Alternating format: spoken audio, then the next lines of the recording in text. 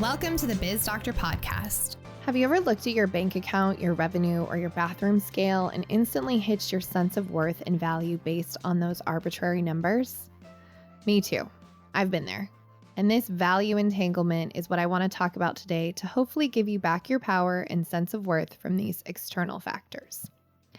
Welcome back to the Biz Doctor Podcast. I'm your host, Lauren Goldstein, and today I really felt like I needed to talk about value and worth as it relates to arbitrary numbers like revenue, net worth, followers, heck, even your credit score. I see it a lot in my business owner clients, and I've also had to nip it in the bud myself. The dangerous practice of attaching our sense of worth and value to things outside of ourselves. In case no one has ever told you this, you are enough. You are valuable. You, just as you, a human, full stop. Not with or without a degree, with or without $1 million, with or without that six-pack. You, my friend, are enough just as you. You are valuable, worthy, and enough for just being your own quirky, magical self. Those things we put so much emphasis on do make it easier to do things like get a job, buy a house, maybe even feel more confident in your body. But they do not inherently make you more valuable. You are valuable for who you are at your essence. All that other stuff, it's just stuff. The way you cheer on your friends, the way you chase rabbit holes when something new piques your interest, the way you laugh, the way you move through life, that makes you valuable. And while I'm here, also lovable. Now really let that sink in. Now this is where things get extra sticky for business owners. You ready? You are not your business. One more time, in case you were distracted and didn't hear that, you are not your business. If you are gauging your sense of purpose and value on your business, you're not alone. In fact, this is a huge chunk of what I work on with my clients, because if you don't, when I extricate you from the day-to-day or when you sell your business, hello, existential life crisis of who am I? Now, I know this might be tough to hear, and even tougher still to define who you are outside of your business, but why not give it a go? Think about how you would introduce yourself to someone without first connecting your sense of self to your business. The more you can detach your business from your own identity and sense of purpose or value, ironically, the more successful your business will be, and dare I say, the more happy you will become. I know that might sound counterintuitive, but almost every single one of my clients has come to me with this complaint. I feel like I'm buried under my business, where I don't have time to do the things that I really want to do, like be with my family or travel or have new experiences. And what's really interesting is when we dig deep into why they are having trouble getting out from underneath their business, it comes down to identity. They've wrapped their identity so tightly in their business that anytime they step away or start doing less, this monster of who am I without all of this doing, without all of this day-to-day contribution, it starts to get to them. And so naturally what they do is they self-sabotage, they come back into the business, they start getting more involved with the team, and all the things that were running really smoothly without them suddenly start breaking down. And oh, guess what? They're needed again. So if you don't do this identity work, if you don't detach your sense of self and purpose and value from your business, then you're constantly going to get pulled back into your business because you want to be needed. Now, I know that might sting. We all want to be needed. But here's the thing. There are other parts of your life where you're needed, whether it's your friends, your family, your hobbies. The more you can detach your sense of self and purpose and identity from your business will thrive. Your team will thrive. You'll make more money. You'll be more profitable. You'll have more time to do all the things. Because I believe you should have a life and a business. Your business should be built around your life, not the other way around. If you want to truly have what I think we're all searching for, which is true entrepreneurial freedom. Because let's be honest, you didn't start your business because you wanted to just have a job you could write off. You started your business because you wanted to solve a problem. and you wanted the freedom that we think comes with owning a business. But if you don't do this work and you don't put in place a team that you trust with operations that back up that team, you're going to be forever stuck in the muck and mire.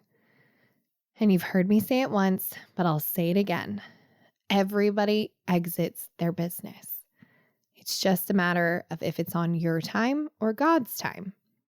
And I know that we've said this, well, other people have said this, but if you think about when you're working for a company, if something happens, as harsh as it sounds, that employee is dispensable to most companies. They will have your job up on a job board within the week, looking for someone new to replace you. Your family, your friends, you're irreplaceable to them.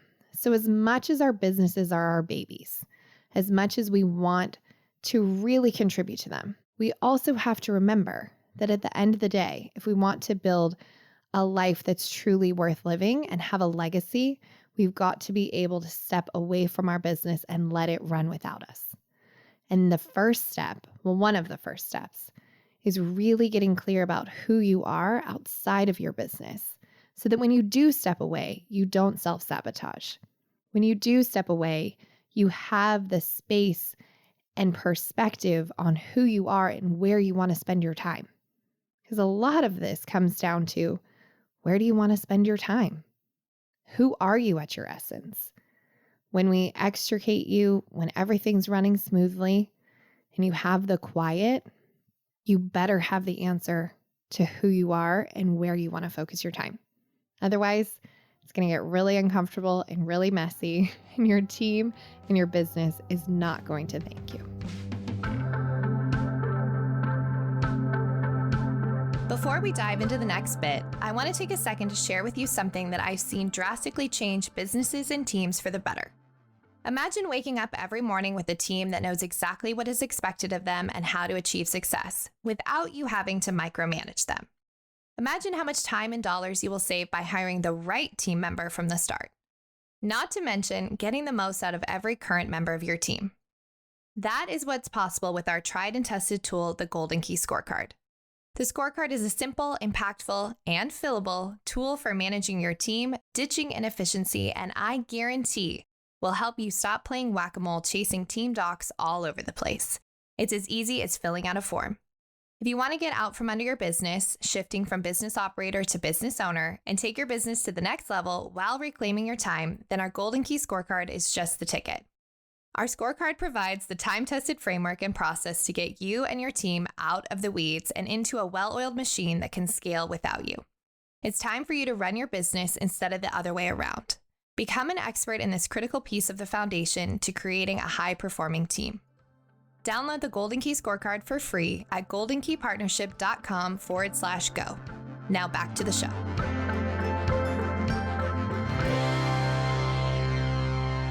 Now, I'm probably going to get a lot of heat for this one, but all of those numbers I listed at the beginning, they really don't mean anything. After all, at our funerals, we don't have someone read out, "Here lies Lauren. Her net worth was this, her weight was that, her followers on Instagram was this, and her credit score was that." That would be ridiculous. Thank God we don't do that. No, what do we talk about?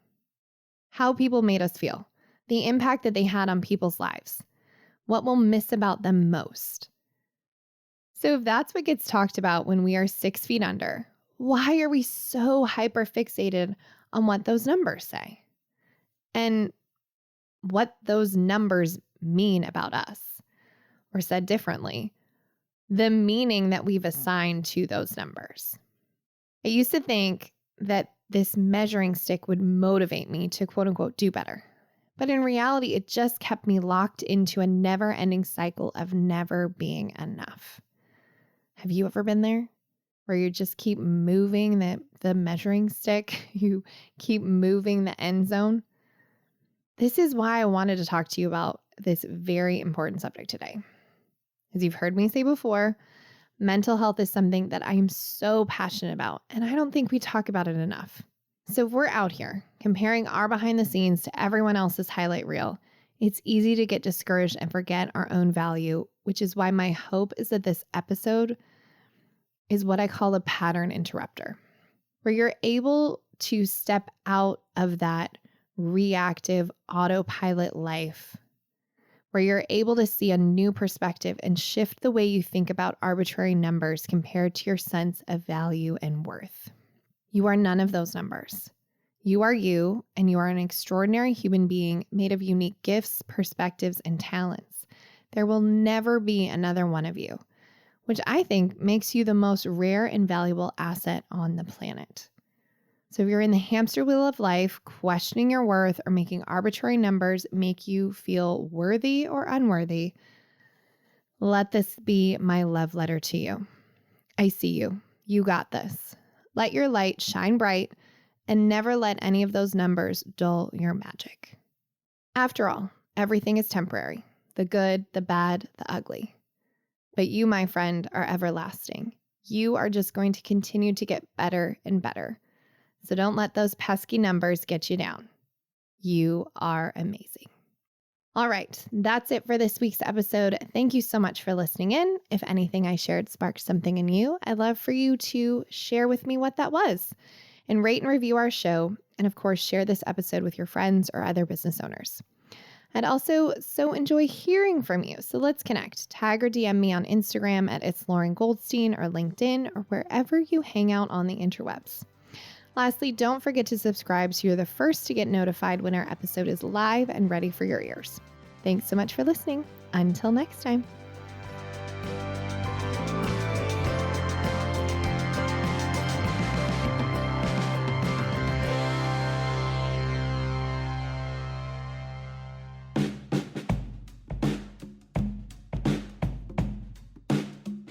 Thank you for listening to the Biz Doctor podcast.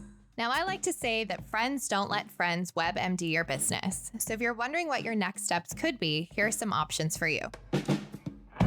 No matter what, head to the show notes or to my website, goldenkeypartnership.com, for some impactful resources to support you getting out from under your business. That's also where you'll find the links to learn more about our services and how we support business owners, just like you, who are ready to make the successful jump from business operator in the trenches to visionary business owner with more freedom and flexibility. All of that info is on our website, so pop on over to learn more or get in touch. goldenkeypartnership.com. Finally, if you love the Biz Doctor podcast, I'd be so grateful if you would share it with your friends and network and give us a 5-star rating or review wherever you listen to your podcast.